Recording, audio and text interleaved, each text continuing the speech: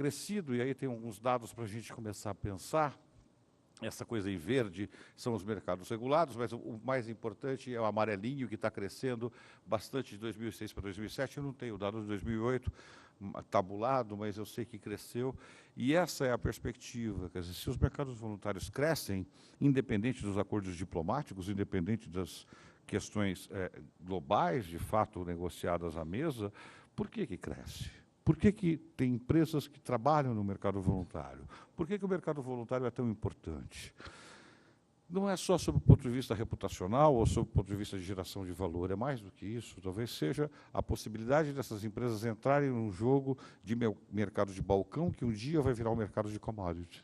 Então, no fundo, o que está se pensando no mercado voluntário é um grande training for trading.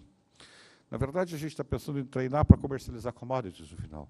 Então, eu acho que esse gráfico mostra bem isso, e eu acho que a gente tinha que pensar um pouco mais nesse voluntário. Na verdade, cria-se o mercado over-the-counter, o que a gente chama de mercado de balcão. Na verdade, as motivações são várias no mercado de balcão. No Brasil, a gente tem mercado de balcão na Bovespa, a gente tem mercado de balcão na BMF, que são mercados de balcão onde se negocia na pedra, como diz. Preços versus preços. Né? Esses mercados voluntários de reduções de emissões têm crescido no over-accounting, têm crescido na perspectiva de ter, não necessariamente, regulação por Kyoto. O professor Serri discute a história de carbono em florestas, de carbono em solos há anos, e hoje eu acho que os mercados voluntários podem absorver essa questão muito mais rápido que os próprios mercados regulados.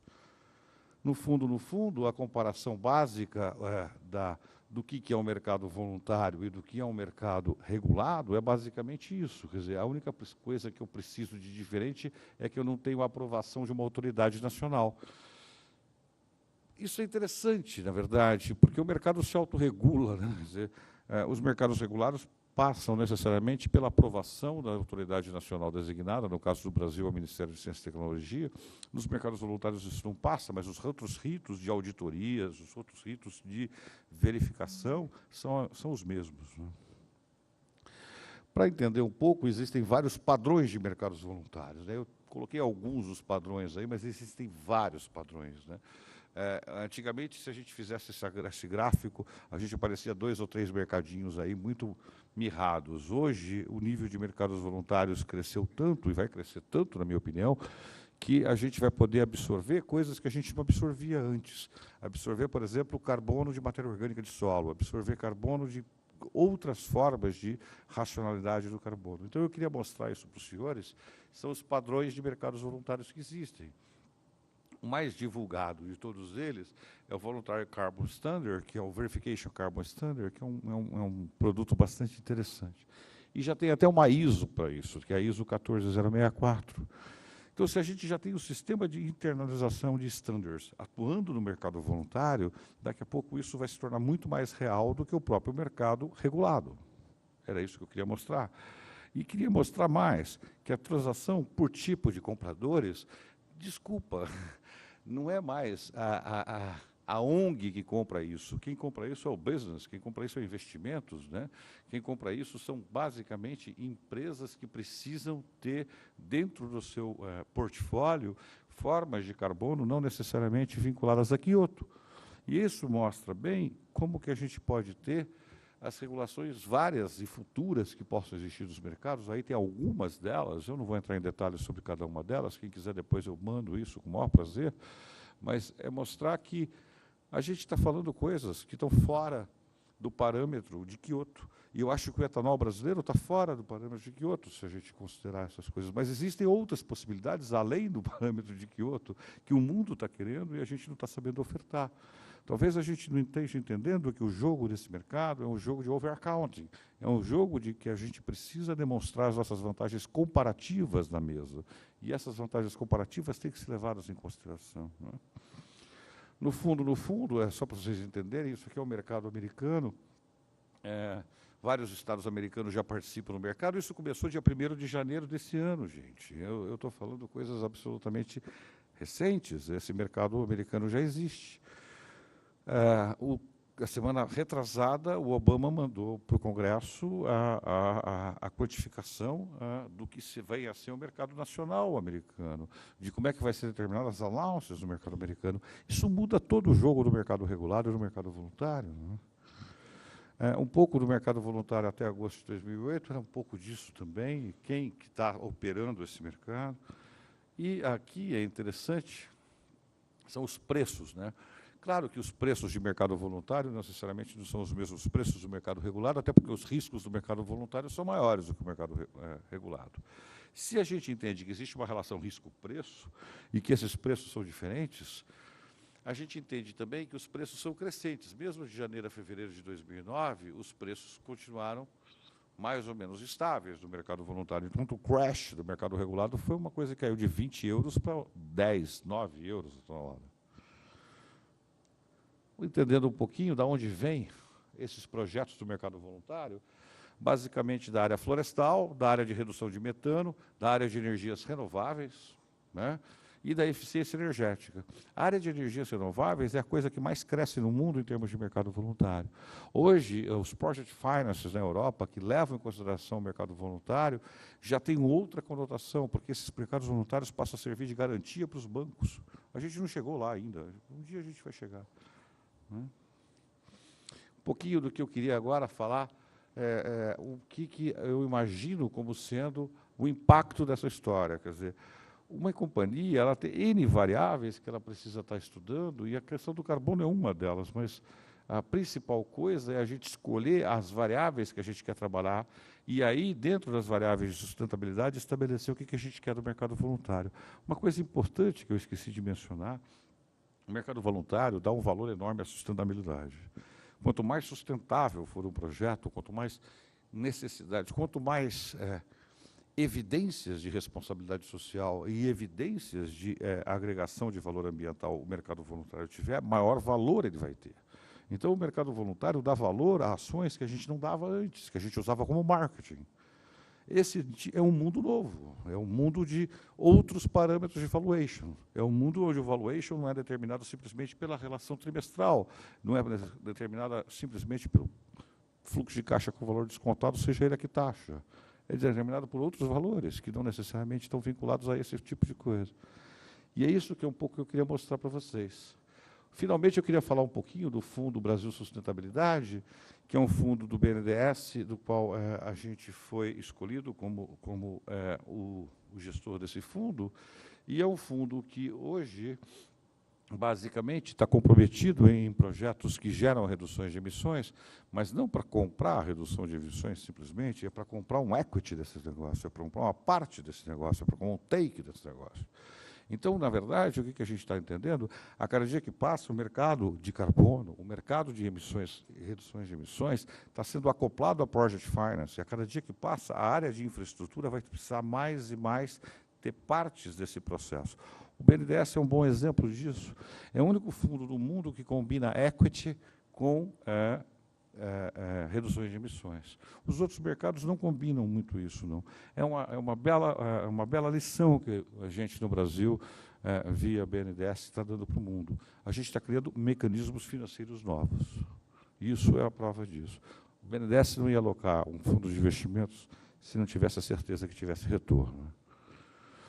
Como é que ele funciona, né? O fundo funciona mais ou menos assim. É um FIP tradicional, é um fundo de investimentos em participações, é um equity tradicional, onde esse equity investe em empresas ABCD, 1, 2, 3, 4, 5, que geram certificados de reduções de emissões e que volta para o FIP e que volta para os investidores. No final das contas, a rentabilidade dessas empresas é dada não só pelos negócios, que ela pode atuar em termos de equity fund, mas ela também pode atuar em termos da taxa interna de retorno, contribuição da redução de emissões para a taxa interna de retorno desses projetos. Então, eu mudei de novo a perspectiva. Eu não estou usando o carbono como moeda de troca, eu estou usando o carbono como estruturação financeira. Isso no mundo tem pouca gente que faz essas operações. Eu conheço o Brasil, faz isso hoje, a Inglaterra faz isso hoje, um pouco a Espanha está fazendo, mas daqui a pouco os gringos vão começar a fazer isso, eles são muito mais criativos que a gente, né? Então, eu acho que era isso que eu queria dizer para os senhores. Eu fico depois aberto a qualquer pergunta que os senhores tiverem, mas eu queria deixar a mensagem final assim. Eu estou numa casa que chama Ethanol Summit. É a contribuição que a gente fica dizendo que a gente dá para o mundo, para ser um mundo mais sustentável. A gente precisa saber cobrar esse preço.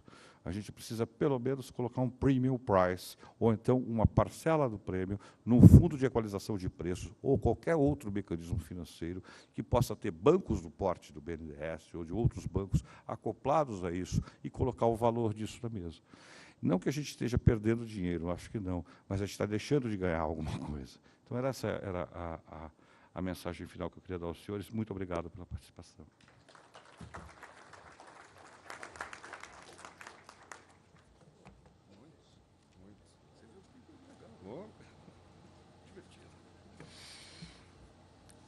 Bom, então, parabéns, Marco, interessantíssimo, interessantíssimas todas as suas contribuições. Eu passo imediatamente, então, a palavra a Geraldine Cutas, da Única, para os seus comentários e contribuições.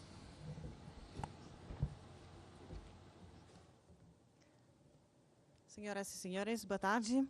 É um grande prazer poder participar desse painel sobre mudanças climáticas e biocombustíveis.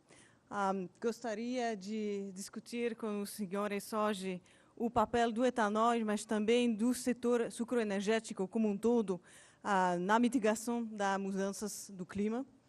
A Única está dedicando muito tempo, muitos recursos a esse tema, nesse ano em particular, em que vamos ter uma negociação muito importante no final do ano em Copenhague, mas também para as próximas décadas, porque as mudanças climáticas é um problema global e que vai requerer soluções urgentes e para o largo prazo. Para começar, gostaria de dar uma olhada na evolução das emissões no Brasil. Esse é um gráfico que tomei prestado de um estudo da McKinsey, que foi publicado no início do ano, que se chama Caminhos para uma Economia de Baixa Emissão de Carbono no Brasil. Seguramente existem outros dados sobre as emissões brasileiras, mas vamos tomar em conta esse para discussões hoje. O que é interessante não são tanto os números em si, mas a evolução prevista para as emissões no Brasil. Sabemos que a maioria das emissões hoje vem do deflorestamento e da agricultura, que representam mais ou menos 75% das emissões. E o resto, o que é energia, transporte, indústria, as emissões são relativamente baixas. Agora, se vemos a evolução para 2030, vamos ver que realmente as emissões de certos setores, como o transporte, vão aumentar de modo significativo. Isso quer dizer que, apesar dos esforços que fizemos com a matriz energética no Brasil, apesar de saber que o nosso pecado original é desmatamento, o setor transporte vai requerer de solução. E a solução que temos hoje, com o uso de etanol, precisa ser ampliada. Por quê? Porque esse mesmo estudo da McKinsey demonstra quais são as soluções justamente para reduzir as emissões e qual é o custo de abatimento de cada tecnologia. Podemos ver na parte esquerda aqui do gráfico que certas soluções têm um custo negativo de abatimento. E dentro dessas soluções, para o setor transporte, temos etanol de cana e etanol de biomassa. Hoje estamos trabalhando com o etanol de primeira geração, que já é fantástico, sem dúvida, mas já tem também pesquisas muito interessantes para ir além das soluções que conhecemos hoje. Para entrar já no tema do setor sucroenergético, sempre é bom dar uma olhada na nossa matriz energética e na sua evolução. Essa matriz nossa é cada vez mais limpa. O ano passado tínhamos a participação de energias renováveis em 45% da matriz energética. Nenhum país no mundo quase faz isso. Realmente temos uma das matrizes energéticas mais limpas do mundo. A média para o mundo é 12,7%. Realmente